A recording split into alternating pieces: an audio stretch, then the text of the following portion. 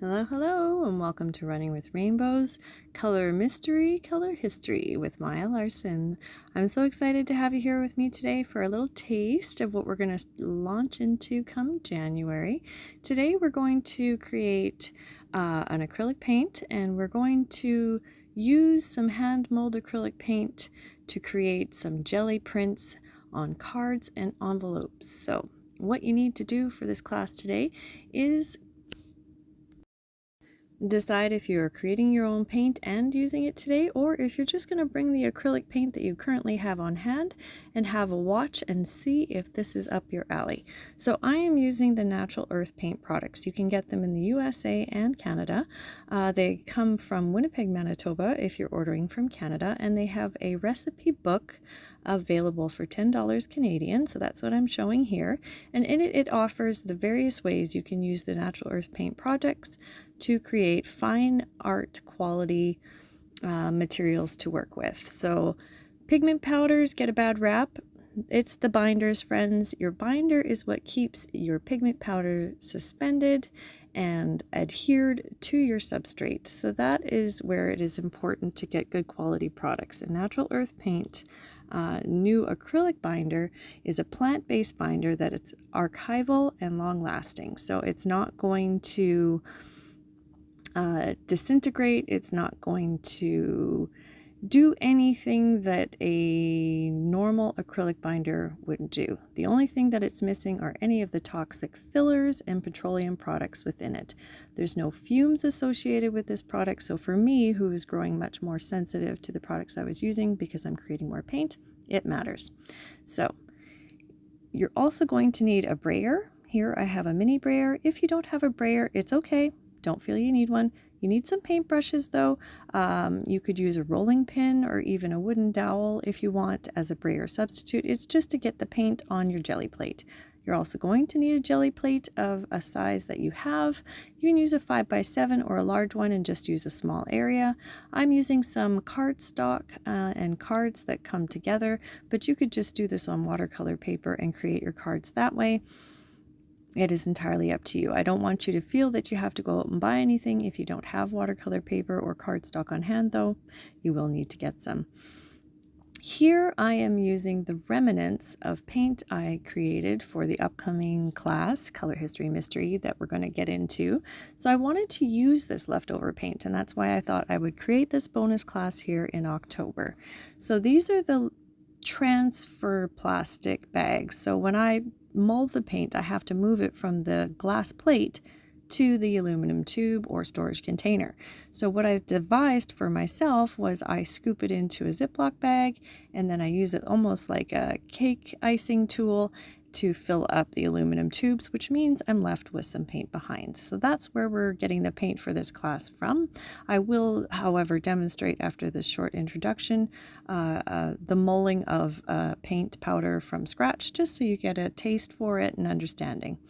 So here I'm also showing you that I've got a round jelly plate and a larger 8x10 or 9.5x12, I think, size plate as well that I'm really enjoying because it fits perfectly the cards I'm using. So it's nice if you're going to make cards today if you have a large one, because you can take the entire print from your surface on it. But please don't be discouraged if you happen to have a smaller jelly plate. Try the class based on what you have accessible to you. So here I will be mulling together the Ultramarine Purple by Natural Earth Paints, and I am using equal parts or thereabouts of the plant-based acrylic binder and their pigment powder. So I'm using a glass plate to mull it on top of. That I also got at Natural Earth Paints, but you can definitely source it yourself. You just don't want to do it on wood or anything porous. You want it not to absorb the pigment. I also picked up my palette knife from Natural Earth Paints, but you could of course get a palette knife, whatever is convenient for you. I thought it was reasonable, and I do enjoy the grip and the size of it. Now the key to getting your paint mixed up nice is to work slowly and add a little bit as you go, because it is not necessarily the same every time. When you're creating your own paint, the temperature in your home or where you're mixing your paint, the humidity levels, the time of year, all of that plays a part. So you do develop a little bit of an affinity for recognizing when your paint needs more moisture or when it's ready and done. The ultramarine purple I'm mixing up here is a dioxazine purple, which you cannot create using a combination of any other pigments. It is a unique brand of purple, and they source this particular pigment powder from France. It is semi-transparent, it is archival, and mixing purple, I think you got to celebrate, because in ancient times this was one of the hardest colors to come by.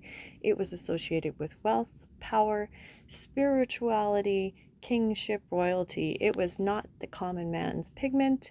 You did not have access to it. You may not have ever even have laid eyes on it unless it existed in nature. So it is joy to be able to mix this color and play with it. But this is what we are using, is the leftovers from these acrylic pigments that I had created.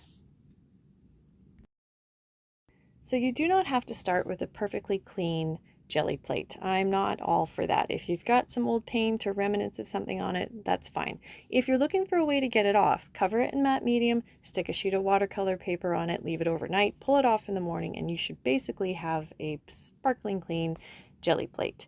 Or after you've finished each session, go ahead with baby oil, baby gel oil, smooth it on top, wipe it off with a towel. That's another way to clean it.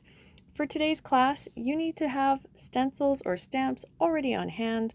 You can make them from celery or potatoes if you wanted. You can use the ready-made stencils you may already have in your stash. It is entirely up to you. I did not create one for this class because I just kind of wanted you guys to see and explore and try. So here I am doing the basic way of applying paint to a jelly plate. Even before I picked up the mini brayer, you can just use a paintbrush. If you don't have a brayer, it's totally fine. I'm using the yellow ochre that I had created. It was a lovely color to mix. I do enjoy mixing yellow. Yellow is my favorite color. I am always running out of it in my acrylic stash and my watercolor stash.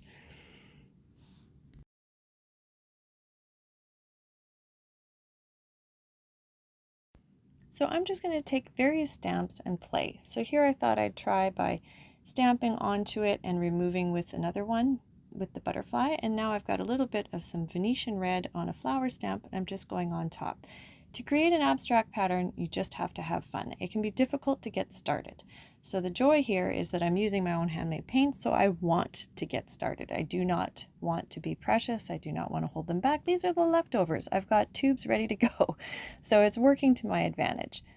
So now I'm just going to take my card that I'm creating and push it straight down. You're going to want to keep a piece of paper towel handy because you don't necessarily want to get extra paint all over your cards as you're working. So have a place that you can rest them that isn't going to get paint or anything on them while they're drying. The nice thing about using a jelly plate when you're doing prints is that it encapsulates and contains the chaos of texture of acrylic paint. Now with the natural earth paints, sometimes if you don't spend enough time mixing them, I know I just briefly demonstrated it with the ultramarine purple, but you can have a little bit of granulation. Because it's an organic pigment, it has irregular sides, which adds to the luminosity and light refraction action that occurs with the natural pigment paints. However, it can make for a less smooth texture. So when you use the jelly plate, it helps sort of smooth out any rough edges on your print, so your card doesn't feel rough when it's finished. So now I've already primed my plate. I've put some more yellow ochre down, just using a paintbrush. You can use a brayer. Now I've got a stencil on there. I just want to use parts of the stencil so I don't have to fill up the whole thing, and I'm just using my paintbrush to pull some sunflowers and add them onto my stencil. I'm not going to worry about creating the perfect pattern. I do kind of want to cover each side of the stencil with something on some point, so it doesn't have to be directly across. I could have gone higher. I can do the angles just so that when I lay something down I get a fun print on top. So that was the Venetian red. Just continue to add until it dries. The idea with the jelly plate, though, if you want to transfer it all together, is not to work too slow, because if the paint dries, it's not going to work. You're going to need to let it all dry, then put a layer of matte medium on it, and then try and pull it all off with a piece of paper. So working not fast, but quickly, and without concern for getting a perfect pull or pattern is the best way to go for a beginner. once you know your product, once you've played enough times with something, once you work with your natural earth paint products or your handmade pigments or hand mold, or even just your store-bought acrylic, you will become more adept at getting what you want. But I highly recommend you go about this with an open mind just to start and see what comes, because that is the best way to learn. Make notes if you're a note-taking person. This is what happened when I did this. When I mixed my French turquoise with my yellow ochre, it was a little transparent. Like, those are the things that your brain's anchoring anyway, but sometimes when we write notes, the brain, our subconscious, knows that we value that information in a different way. So feel free to journal as well. Going back on, I'm just going to keep using up my beautiful yellow ochre, which is such a magical color. Yellow ochre was very, very in demand in sort of pre-industrial cultures. It was one of the earliest ways that we could identify sort of the alchemy, the intelligence that existed in documented, they didn't keep a historical writing, so they had to document in another way. And a lot of the ways we look back is their practices, right? Well, you got to be slightly anthropologic in mind in order to take this class. Just kidding. But that's how we can find that intelligence in our ancestry, is the ability to heat ochre and get different colors of paint from it. So you've got the red ochres, you've got the black, you've got the brown, you've got the yellow. All of that comes from firing that material, that pigment, at a different heat. So that is truly a sign of an industrial culture, when you're able to pass that knowledge down, and it carries it forward into future generations, right? So I find that creating paint makes me feel connected to art history, and that history is a very long one. So I feel that it's a empowering intention to have behind the creation of my paint. So the nice thing about working with a limited palette is that you can kind of just keep going. You're not mixing too many shades. I'm working in a very earth-based palette color. The ochres are very strong. They're very brown underneath. So I'm getting a very warm vibe, which I love, very organic, very natural. And the jelly plate, if you're just experimenting, takes on more and more interesting texture, and bits and pieces that come from your last pull come in with your new pull. It's a very exciting opportunity to explore different ways to mix your colors and to mix your textures, and to have fun with that. And making greeting cards or gift cards or blank cards is definitely something that you can hang on to without feeling pressed to sell or make use of. So gift giving and well-wishing is always well received with a beautiful card, right, friends? So smoothing it down and then pulling it up. I am not waiting a minute or two. I am just pulling. I don't necessarily want a perfect pull. I don't mind if some of the paint's left on. If you want every little nook and cranny, leave it on a bit longer, but you're going to have to develop an experimental attitude. You're going to lift and pull and see and time it for yourself. Again, humidity, time of year, where you're located, all of that changes this in unique ways. And it doesn't matter if you're using store-bought acrylic or handmade acrylic. All of those factors are always playing a role in your art. I don't do oil paint because up here in Canada, where I live, the air conditioning and on and off stuff would be a nightmare to dry. So I don't like the fumes either, but that's neither here nor there. So there's just things I don't pursue because the back end of it makes no sense, or it compromises the integrity of the final product. So things to be aware of, right? But I definitely found going over top of these in a limited palette was a lot more fun and less stressful for me. So if you're looking for a limited palette, I would pick a light warm shade, a dark warm shade, a light cool shade, a dark cool shade, and just keep it to 4. Because you can always go on top of your jelly print work when it's dry with Posca pens and in different colors, or even pastels or neo colors. There's lots of different things that you can bring into play once your surface of your card has dried.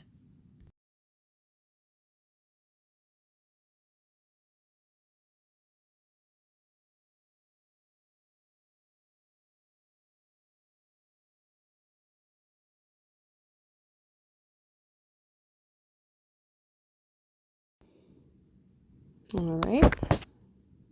So again, don't be afraid to experiment. I'm going to take some green, and it always amazes me how opaque this green ends up being. I did not anticipate it. If you wanted to have layered that more, and what I could have done is let that first layer dry completely before coming in with the green here. But because it was a little wet, I don't think I ended up with quite the transfer I expected, but that's okay. Again, I'm experimenting. This is a way to use up extra paint. So if you're joining me in January to create your own paint to use in your work, these are some of the tips and techniques I want you to hang on to so that you don't feel that your investment is short-lived, because included in the class links is a supply list so that you can purchase the products so that we can have fun together creating our paints in January. Acrylic is probably the least expensive. The acrylic binder itself for a jar is anywhere from 55 to 60 Canadian, and each pigment packet, depending on the size you get, ranges from $20 to $30. So if you were going to make red, yellow, and blue, you're looking at, you know, depending on the size of pigment you go, let's say you do 15, so 45 for the powders, and then you're doing a jar of acrylic binders. That's about $100 investment, you know, and then you're going to want storage, so aluminum tubes, which are very inexpensive. So I just want to start reassuring you that when you invest in your products, you will be able to use them and have a lot of fun with them. You will not just be sticking them in a drawer. So join me for the fun ones right now, where I'm going to show you guys how to use some of the extras that you end up with when you're making your own paint. We're going to explore chaos layers and morgue piles, which is kind of not my own invention, obviously. It's out there using art that didn't go anywhere or you didn't end up using, how to reuse that and incorporate it into new work so that you're constantly in a sustainable studio environment where things are used and made, knowing that they can be reused and made in your body of work in a way that's archival and sustainable and long-lasting. So using good quality natural earth paints, if you're going to mix your own paints, is the first step, so that all of your products, no matter what you're making, cards, journals, or canvas work, is long lasting and just as good as anything you might buy at the store.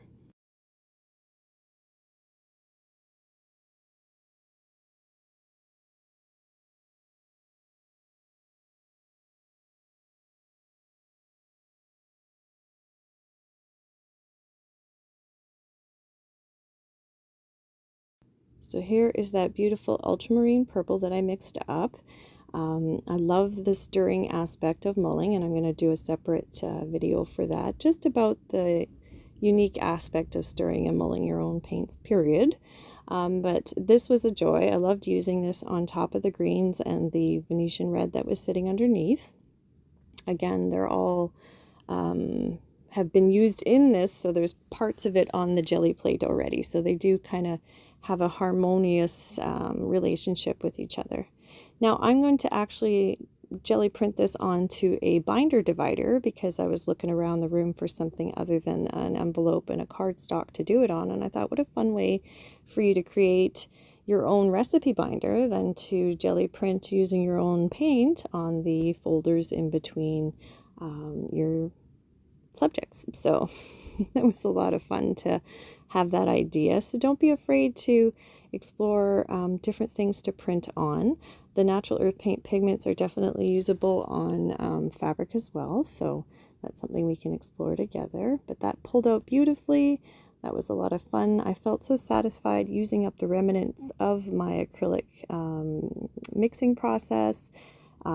Definitely made my thrifty heart feel like I was getting more bang for my buck. So I hope that if you do invest in some acrylic binder and pigment powders, that jelly print will be your best friend so that you can use up every little scrap of paint that you make. And the same comes from watercolor. When we go through the watercolor together, I'm going to show you how to make block cards and little cards on watercolor so that you can dry and have those as your paint products as well. Thanks again.